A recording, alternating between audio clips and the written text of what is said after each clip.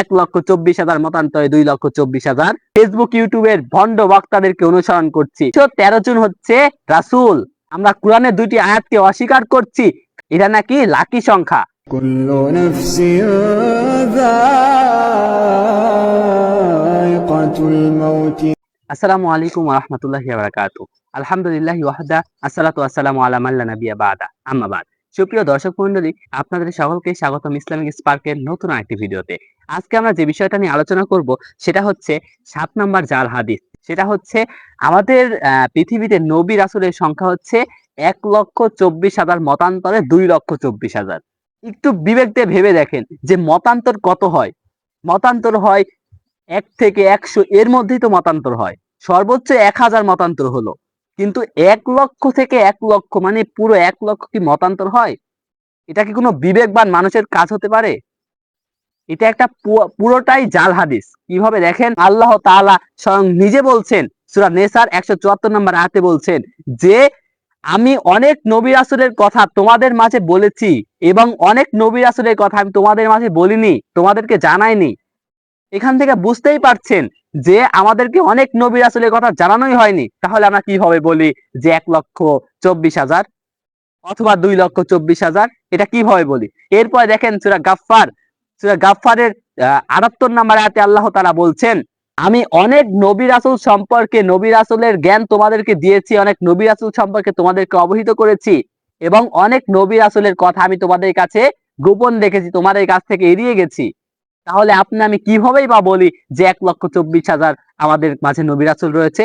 এরপরে আরেকটা কিছু ইউটিউবের কিছু একটা ভণ্ড আলেম রয়েছে, তারা তো মানে আলেমের তালিকায় পড়ে না।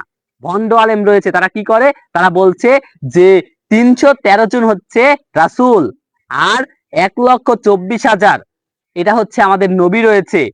দেখেন এরা বলছে কি যে উহুদের যুদ্ধেও কিন্তু 313 জন সাহাবী ছিলেন। এটা নাকি লাকি সংখ্যা, এটা নাকি খুবই গুরুত্বপূর্ণ একটা সংখ্যা। ভণ্ড কোন লেভেলের হতে পারে যে একটা সংখ্যাকেও তারা গুরুত্বপূর্ণ সংখ্যা বানিয়ে দিয়েছে? এটা পুরোটাই ভণ্ডামো। এরপরে আপনি একটু ভালো করে লক্ষ্য করে দেখেন আপনি যদি বিশ্বাস করেন রাসূল সাল্লাল্লাহু আলাইহি ওয়াসাল্লাম বলছেন নবী রাসূলদের উপর বিশ্বাস করতে হবে। এখন আপনি যদি বিশ্বাস করেন 1,24,000, এটার উপর আপনি ঈমান আনয়ন করেছেন, বিশ্বাস করেছেন, কিন্তু আসলে নবী রাসূলের সংখ্যা এর চেয়ে বেশি, তাহলে কি হবে? তাহলে আপনার বিশ্বাসে ভুল হয়ে গেল, আপনি সঠিক বিশ্বাস করতে পারলেন না, এই কারণে আপনার ঈমান নষ্ট হয়ে যাবে। অথবা আপনি যদি এটা বিশ্বাস করেন যে 2,24,000 ফেরেশতা মানে নবী রাসূল রয়েছে, এটাকে যদি বিশ্বাস করেন, তাহলে যদি এর চেয়ে কম নবী রাসূল হয় অথবা এর চেয়ে বেশি যদি নবী রাসূল হয়ে থাকে, তাহলে আপনার বিশ্বাসের উপর ভুল হয়ে গেল, বিশ্বাসটা সঠিকভাবে হলো না, আপনার ঈমানটা নষ্ট হয়ে যাবে বিশ্বাসের কারণে।